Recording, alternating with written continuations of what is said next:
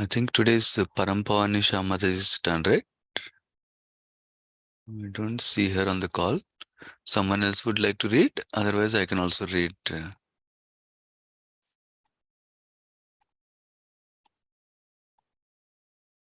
Okay, let me go through it then. Om Namo Bhagavate Vasudevaya. Om Namo Bhagavate Vasudevaya. Om Namo Bhagavate Vasudevaya. Narayanam Namaskritya Naram Cheva Narottamam Devim Saraswatim Vyasam Tato Jayam Udirayet. नष्टप्रायेषु भद्रेषु नित्यं भागवत सेवया भगवती उत्तम श्लोके भक्तिर्भवति नस्तिकी. So we're reading from the second canto, chapter number 9, text number 1 to 15 today.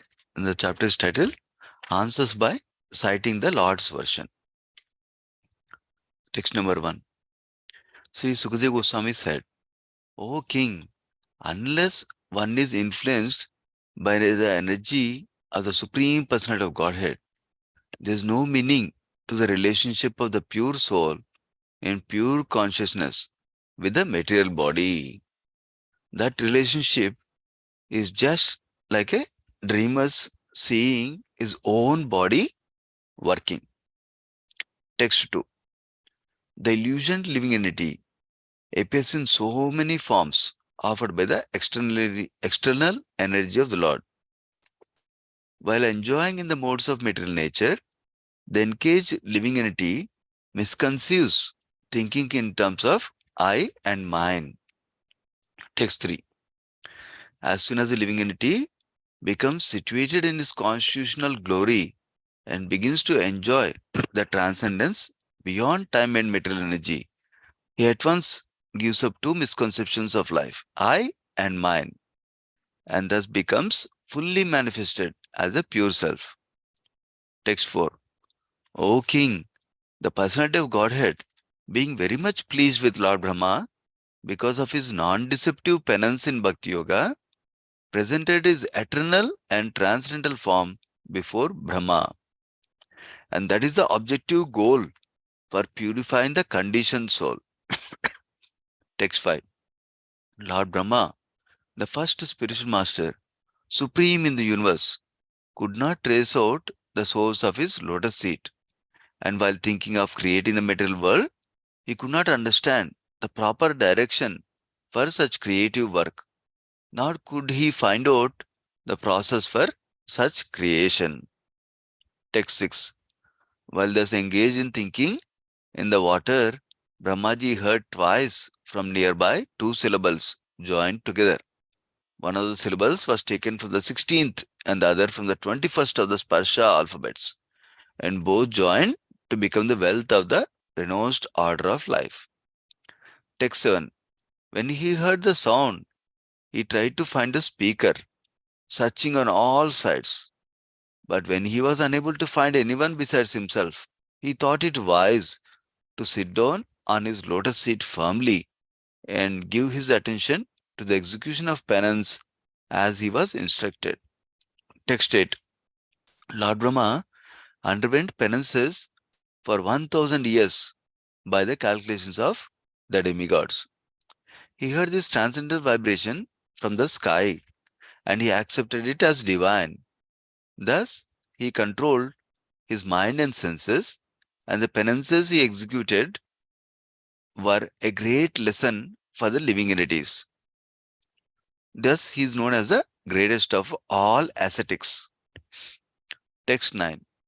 The personality of Godhead, being thus very much satisfied with the penance of Lord Brahma, was pleased to manifest his personal abode, Vaikuntha, the supreme planet above all others.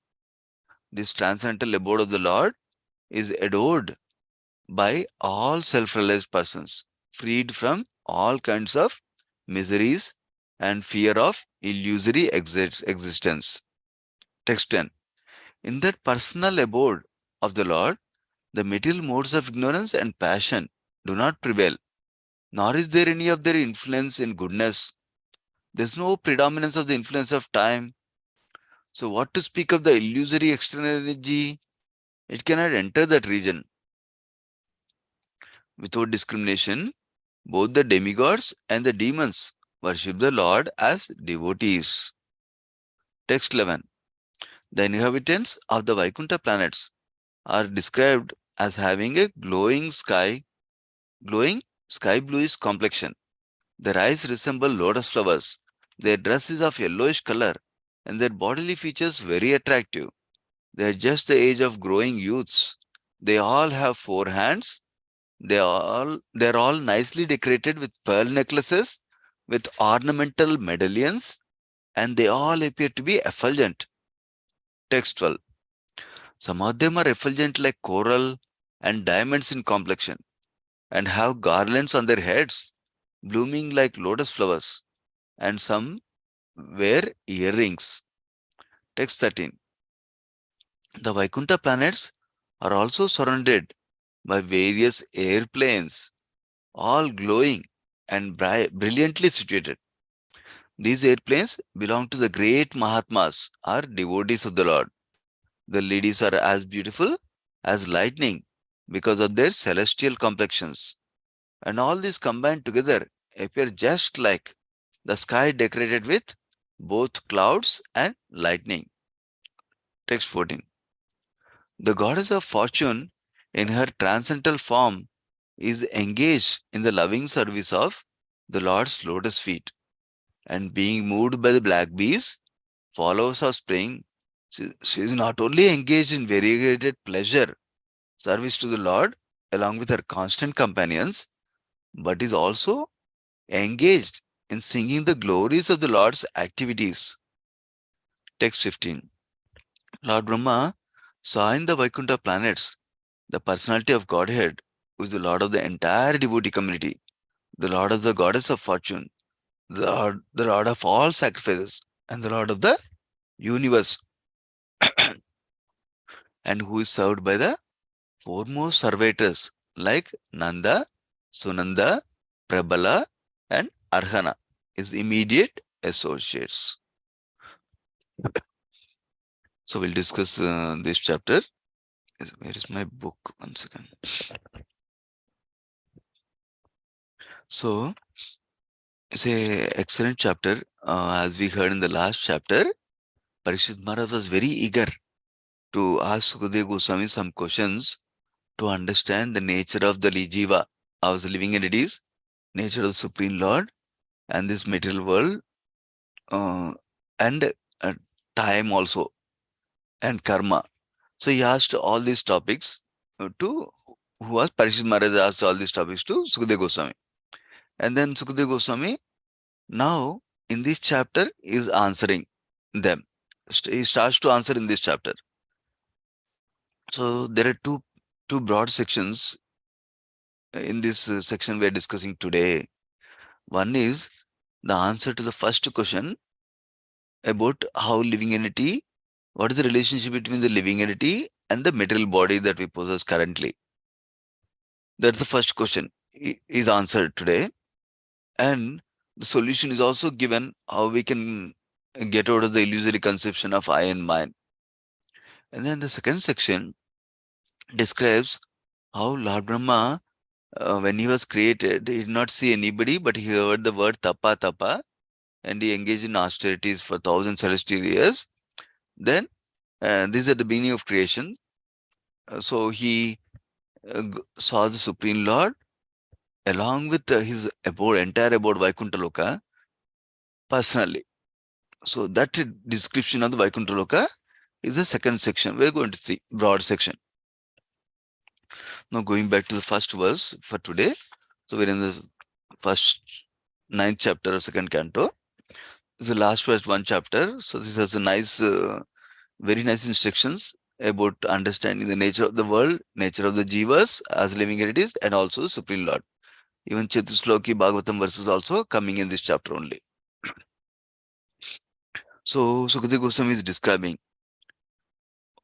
So unless one is influenced by Mahamaya or Atmamaya or external energy of Supreme Lord, unless one is influenced by external energy, there is no meaning to the relationship of the pure soul with the material body. So there's no relationship with the material body. Only that relationship is being assumed by the living entity because of influence of external energy of the Lord, or Mahamaya or Atmamaya of the Lord, like that he's saying. And he says, with analogy, that relationship is just like a dreamer seeing his own body working. So when I sleep, when I have a dream, I'm seeing how I'm going to office and doing some different things like that. So that that is what it is like. That situation is like that. Actually, soul did not get a material body permanently or anything. It's a temporary situation. Like that dream situation, it's a temporary situation. And it's only active because of the influence of Maya is describing. Now,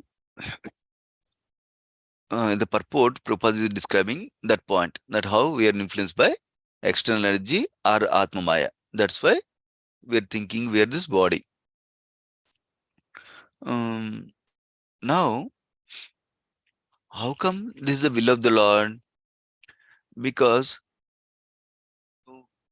Supreme Lord controls the Maya, and the Maya controls the living entities. In that sense, we are being controlled by the Supreme Lord under His will, like that is described in the purport. Now, so why does the Lord influence us? Why does the Lord, Supreme Lord, makes the Maya influence us to think that we are body? Again, that is only because of our own sinful desire. Prabhupada clarifies that. Because at one point of time, we also want to become enjoyer like the Lord. We also want to become the Lord. And because of that, the Lord is made the living entity forget his factual life, original situation, and assume the misidentity, a dream-like situation, which is thinking that this material body is myself, and anything related to material body is mine. That's called aham mameti consciousness. So Supreme Lord avoided that aham mameti consciousness by the influence of external energy because of our desire, our willing to enjoy like the Lord independently.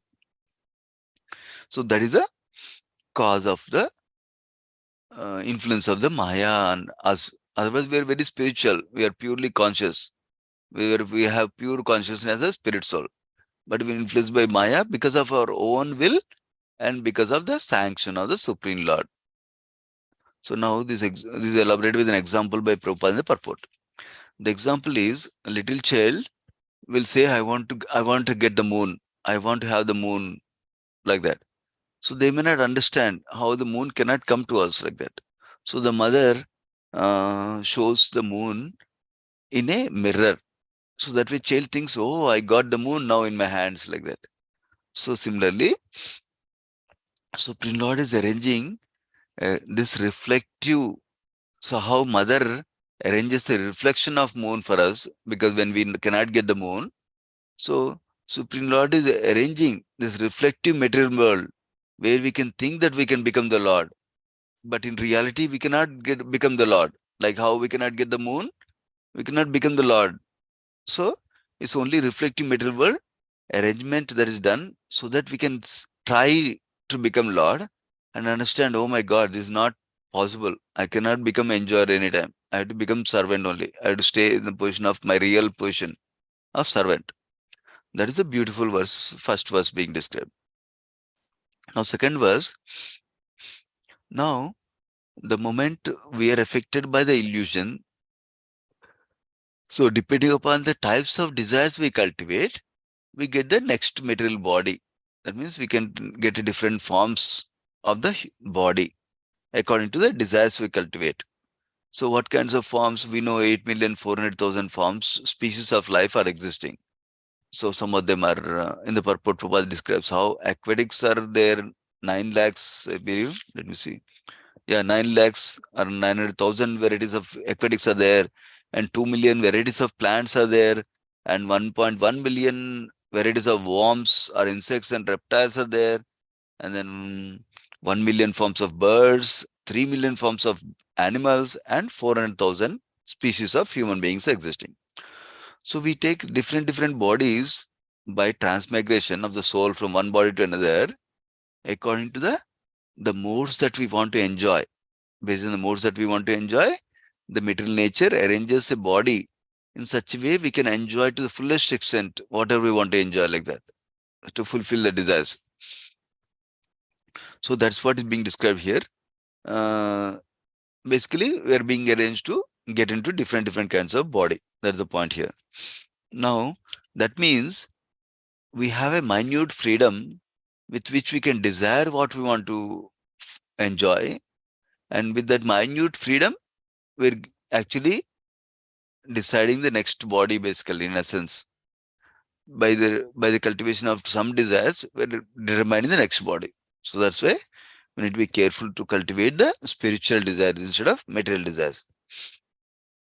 Next part of the verse, same verse, second verse, is talking about how we have the misconception while enjoying the modes of nature, thinking in terms of I and mine. I means aham, mine means mameti, like that.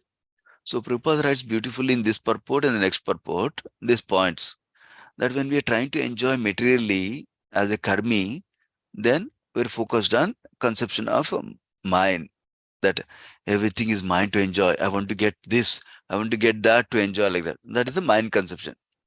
And then when we are little frustrated with those things, trying out, I am not able to get enjoyment fully with there, then we go to the I conception. That means I am everything, like Gnani conception, Gnani Yoga conception, that I can become Supreme Lord one day, like that. So those are the misconceptions we have. So, but this misconception can be removed by the association of Sukadeva Goswami and Parishit Maharaj while we are hearing from Srimad Bhagavatam, because we are getting association of pure devotees when we are reading and hearing Srimad Bhagavatam. That's the second verse. So basically, first verse was only because of influence of external energy or Mahamaya or Atma Maya of the Supreme Lord, we think we are this body. Otherwise, we don't have a relationship really. And then because of that thinking, we're engaged in we're changing to different bodies based on the desires we cultivate. And also, we're misconceived ourselves as a body, and everything related to body is mind, like that. So we're in the I and mind consciousness. Now, text 3 is describing. So, but how do we get out of that misconception? As soon as we become situated in our constitutional position and begin engaging in devotion service to Supreme Lord, we can give up the two misconceptions of I and mine, and then fully manifest our pure self, like that is describing. So the previous first verses are a description of problem statement, how we got influenced by matter like this. And then second, now in the verse is describing when we engage in devotion service, we can get out of that I and mine conception, like that. So now Sri Prabhupada emphasizes in the purport this, oh, this is mine, I need to enjoy this, I need to enjoy that. That conception of mine is actually very lower tendency, like animal tendency, animalistic tendency, like that Prabhupada is describing. And that animalistic tendency is prominent currently in many of us as conditioned living entities. So Prabhupada also writes, the misconception of thinking I am the supreme, I'll become supreme, is more worse than thinking that I will enjoy this, I will enjoy that, like that. So now we can get out of these misconceptions by engaging in devotion service. And Prabhupada writes in the purport that Supreme Lord is the controller of illusory energy. So when we take shelter of him, then when we come in his association, then we can be freed from all illusions. And Srimad Bhagavatam and Bhagavata are helping us to get out of these misconceptions also. So now going to text 4. Text 4 describes, so up to now, he answered the first question, that how we're influenced by external energy because of our own will to enjoy or become like Supreme Lord. That is why we're situated in these material bodies. And then solution is to go back to devotion service like that, engage in devotion service. Now he's saying, Sukadeva Goswami is saying to Parishit Maharaj, Krishna, Supreme Lord, was very much pleased with Lord Brahma. Why? Because he did a penance in Bhakti Yoga. He performed Bhakti Yoga with lots of tapa. And the two, what kind of tapa? Non-deceptive penance. That means no cheating. He did it only for pleasing Supreme Lord. Then, when Supreme Lord became pleased with engagement in Bhakti Yoga, he appeared before him personally and in his transcendental and eternal form. That is important. That Prabhupada elaboration purport. And by his appearing like that, he purifies the conditioned soul also. Like that is described. Now in the purport, the conditioned souls has two misconceptions. Apart from the eye and mind misconceptions, there are two other misunderstandings, wrong conceptions about Atma or the soul and the Paramatma or super soul is being described in the purport. What are the misconceptions? Misconception of the soul is that I think that I'm this body. That is my misconception about Atma. About Paramatma, I think I can become equal to Supreme Lord. That is the misconception about Paramatma, like that is described. So those misconceptions can be purified by engaging in Bhakti Yoga. This is similar to how when sunlight is there, we can see both sun and the world around us and ourselves also. Similarly, when we engage in Bhakti Yoga, we can have the right conception of ourselves and also right conception of Supreme Lord also. So that means, and then later on Prabhupada is clarifying how this is also addressing another question that Parishit Maharaj asked in the last chapter, which is about what is the difference between our body and Supreme Lord body when Supreme Lord also comes to this material world in different incarnations. The difference is being given here is Supreme Lord has Sachidananda body. That is Sat in eternal. Chit means full of knowledge and Ananda means full of bliss. That kind of body. It's a transcendental body. It's not a material body like any one of us. That is the main distinction being made in the purport also. And so Prabhupada is emphasizing we can achieve the highest perfection just by associating with Srimad Bhagavatam regularly. By regular reading and hearing of Srimad Bhagavatam, that is one of the main limbs of Bhakti Yoga, and through that we can also get the highest perfection. Now text 5. Lord Brahma, so now beginning of Lord Brahma is being described. How the previous verse described the summary statement, that how Krishna appeared before Supreme Lord, appeared before Lord Brahma, like that is described, right?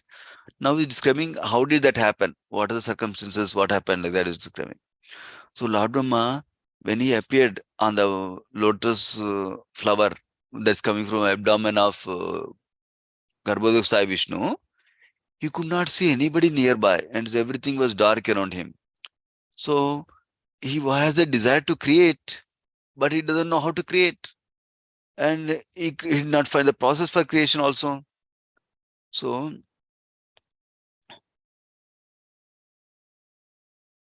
yeah. So that's what is being described here. And then Prabhupada actually goes to the next verse, basically. In the purport itself is hinting towards the next verse. So the point here is when we don't know the knowledge, what are we supposed to do? By taking the example of Lord Brahma is saying. That means we can have the knowledge of Supreme Lord only through performance of Bhakti Yoga. And so when we don't know, then we take shelter of Supreme Lord and his representative, bona fide spiritual master. That's how we can know everything. Knowing everything means knowing everything in the context of how it is related to Krishna. So if you want to desire perfect knowledge, then we must seek the mercy of the Lord, and there is no other way to know it. That's the principle Prabhupada is teaching us. Going to text 6. While thinking like that, Brahmaji heard two syllables, tapa. Tapa, twice he heard it seems. Then he understood that this must be coming from the Supreme Lord only. I don't see anybody else. And then he, what did he do? This verse is saying he he engaged in austerities, and the austerity is the wealth of the renounced order of life. It is describing. So in the purport, Prabhupada focuses on this penance. How this is the beauty of the both Brahmanas and the sannyasis, and every human being is meant to do tapasya, not just enjoyment of senses. We're meant to do tapasya for what purpose? For self-realization. That means to achieve the perfection of life, to go back to Godhead, we need to do tapasya. Not for other purposes, not to do lot of hard work to get more and more enjoyment, more and more enjoyment. That's not the purpose. We need to do the hard work or tapasya for higher realization, self-realization, and perfection of life, like that. And Prabhupada is also indicating that Lord Brahma was initiated by Krishna personally here. Similarly, when we take initiation from a bona fide spiritual master and chant the holy name of the Lord in the shelter of his pure devotee, that is the penance for us. Our penance for us is to follow the instructions of the spiritual master. That's what Prabhupada is indicating as a lesson for us here. So now going to text number 7. Lord Brahma, when he heard the sound tapa tapa, he tried to see where is it coming from. He could not see the source. So he understood it must be from Supreme Lord, and he sat down firmly on the lotus seat that he was born in, and then he started to faithfully execute the penance as he was instructed, like that. So this is a very beautiful purport where we are hearing that Brahma was determined to execute the instructions of the Supreme Lord. And then also other point being made in the purport is to receive the real message of Srimad Bhagavatam, we should approach the current link. That means current spiritual master right now, not somebody who has disappeared already. We should reach the current link of the disciple succession, Prabhupada writing in the purport. Then, after initiating, we should engage in tapasya. That means in execution of bhakti, like that is describing. So we should accept a bona fide spiritual master and understand they are representing the Supreme Lord himself. Then, under the guidance of a spiritual master, without any doubt that we are getting the mercy of the Supreme Lord, we should follow their guidance, like that. That is the point Prabhupada is making. So the point is, when Brahma heard tapa tapa words, he engaged in following the instructions properly. Similarly, we should take shelter of a living spiritual master who is bona fide spiritual master and follow his guidance. So that way we can receive the mercy of Krishna and we can also perfect our life. That is the point Prabhupada is making the purport. Now text 8. So how did Brahma do the tapasya? He is describing. Brahma did the tapa for 1000 celestial years. And then while to do that, he controlled his mind and senses. And that is a great lesson for us also, he is describing. And that's why it's called the greatest of all ascetics is described. So purport, Prabhupada is indicating that the transcendental sound vibration like the Hare Krishna Mahamantra is not a mundane sound. It says spiritual sound coming from the spiritual world. So we have to receive that spiritual sound from an authorized source. That means bona fide spiritual master. So the secret of success is to receive the sound from the right bona fide spiritual master, Prabhupada is writing. Now this purport is valuable, 8th verse purport. He's saying the primary duty of a disciple is to follow the instructions of a guru faithfully and sincerely executing the spiritual master. That is the secret of success, Prabhupada writes in purport. So, and remember, Brahma did control of mind and senses. Prabhupada is saying, what does it mean for us to control mind and senses? That means we engage our senses in the service of spiritual master. That is what is called control of senses. Why? Because when I'm engaged in service of spiritual master, I'm not focused on my enjoyment only. So senses are already engaged. So they're not free to do my enjoyment. So that's the point Prabhupada is making. So we should execute the order of spiritual master by engaging in his service, engaging in understanding his instructions and following his instructions in our life. Going to the next verse, the 9th verse. Yeah. So when Brahma was engaged in tapasya like that for 1,000 celestial years, Supreme Lord was pleased and he manifested his personal abode, Vaikuntha Loka. He showed Vaikuntha Loka to Lord Brahma, it seems. So now Prabhupada is emphasizing that Brahma did not do any austerity, ordinary austerity. He did austerity in the form of bhakti yoga, like that. That is very important. To please Krishna, he did it. That too, devotional austerity. Not whatever they think, I will do fasting this day, I will do fasting that day, I will trouble my body this way, trouble my body that way, not like that. That's a point Prabhupada is making the purport. And then, only when we do bhakti yoga, then we can realize Krishna. Otherwise, it's not possible. Like that also Prabhupada is emphasizing in the purport. Then, yeah. And then he's distinguishing how our body currently is a material body, but Supreme Lord's body is transcendental. And also, how Supreme Lord's abode Vaikuntha is not different from Supreme Lord himself, like that is describing. Going to 10th verse. Now, from here, we're going to hear the description about how the Vaikuntha Loka is, how the Vaikuntha Vasis are, like that. So, here it's describing in the Vaikuntha Loka, there are no modes of ignorance, Tamoguna, mode of passion, Rajoguna, not even mode of influence of mode of goodness also, Sattva-guna is also not there. And then there's not even influence of time there. And then there's no influence of Mahamaya or Atma Maya or the external energy or illusory energy of the Supreme Lord also. And everyone worships the Supreme Lord as devotees there in Vaikuntha Loka. So Prabhupada focuses on the first part of the purport to emphasize that the whole material universes, all the material creation, that means millions and billions of universes like this, are all called material creation. That is just 1/4 of the whole creation of Supreme Lord. Rest of the 3/4 is the spiritual world, or Tripad Vibhuti. Tripad means three parts. Vibhuti means opulence of the Supreme Lord, like that is describing. And then saying that, so we need to, instead of only attempting to go to moon and then come back anyway, focus on permanently going to spiritual world.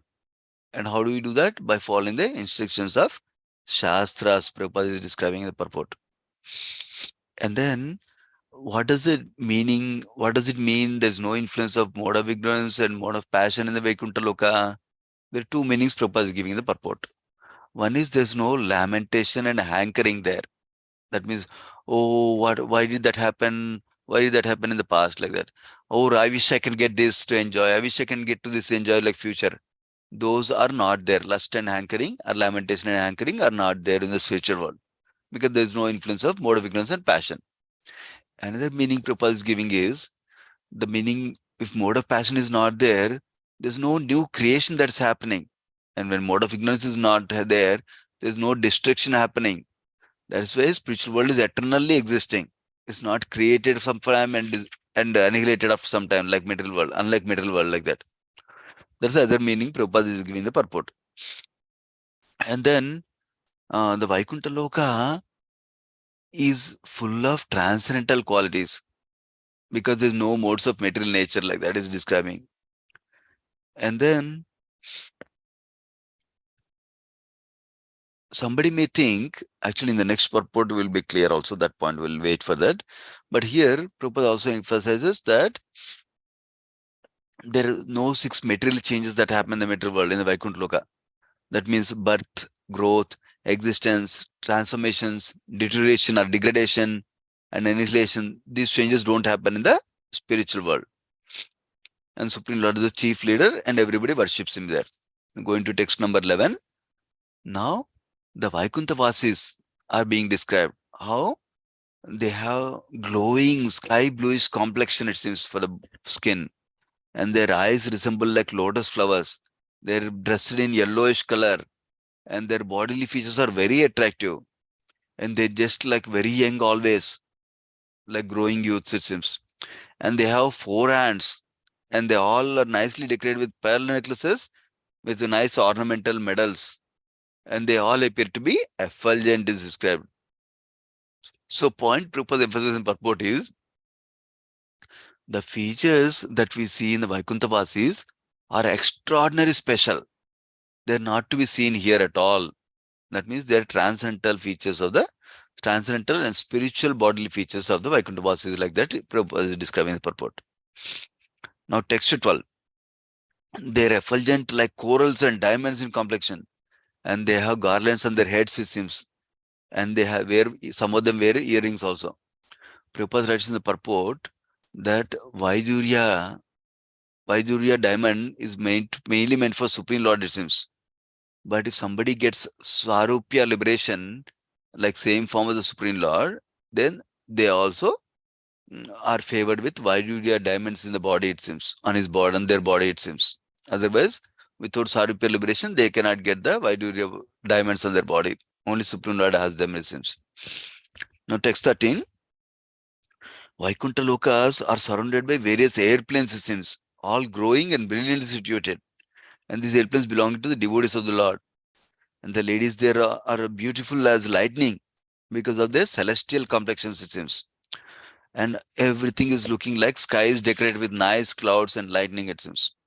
The purport Prabhupada emphasizes on one important point, which is some people think, oh, material world is a lot of sufferings. So spiritual world means all these varieties we see are not there. It's all void. There's nothing there, like that, they think.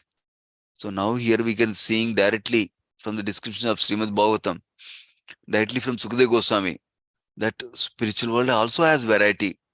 And like we're seeing airplanes are there. That means there must be cities, there must be houses for people to live also. Of course, the variety of houses, the manifestation of houses and cities may be different compared to what we see here in the material world. Like that, Prabhupada is emphasizing the purport. Text 14. Lakshmi Devi, in her transcendental form, is engaged in loving service of Krishna's lotus feet, Supreme Lord's lotus feet. And how? She's not only engaged in enjoyment with Supreme Lord. How she's enjoying? By serving the Lord along with her constant companions. That is one point. So she's enjoying by service, number one. Number two, she's also doing kirtana, always singing glories of the Lord's activities, it seems. Leela kirtan she's doing. That means she's speaking about glories of Supreme Lord's pastimes. Last verse for today. Lord Brahma saw in the Vaikuntha planets. So far, description of Vaikuntha planet and residents, Vaikuntha Vasis is given, right? Now is moving on to description of the Supreme Lord in Vaikuntha Loka. So he saw Supreme Lord, who is the husband of Goddess of Fortune, how he is served by the foremost associate servants, it seems, like Nanda, Sunanda, Prabala, and Arhana. So point Prabhupada is making in the purport is that when we see Supreme Lord, we not only see Supreme Lord alone, but Supreme Lord is always along with his energies and his associates. That's why Brahma is seeing not only the Vaikuntha Vasi Supreme Lord, but he's also seeing the associates also, Prabhupada is writing. There's a pastime where Srila Prabhupada instructed one of his disciples, who's an artist, who's painting. He did a drawing of Krishna alone, it seems. Prabhupada says Krishna is never alone. Krishna is always with his associates. Either peacock will be there, cow will be there, or devotees will be there, or Yamuna river will be there next to him, like that. So Krishna, Supreme Lord, is never alone. He's always with his paraphernalia and associates, like that is described. So we'll pause here. Srimad Bhagavatam ki jai, Sri Prabhupada ki jai. Let's offer obeisance to all the devotees of the Lord. Vancha kalpatarubhyascha kupasandubhyevacha paditanam pavanebhyo vaishnavebhyo namo namaha. Thank you so much, devotees. Hare Krishna. Happy Thank you. Balram Hare appearance day. Krishna. Thank you. Hare Happy Krishna, Prabhuji. Thank you. Balram Jayanti. Thank you.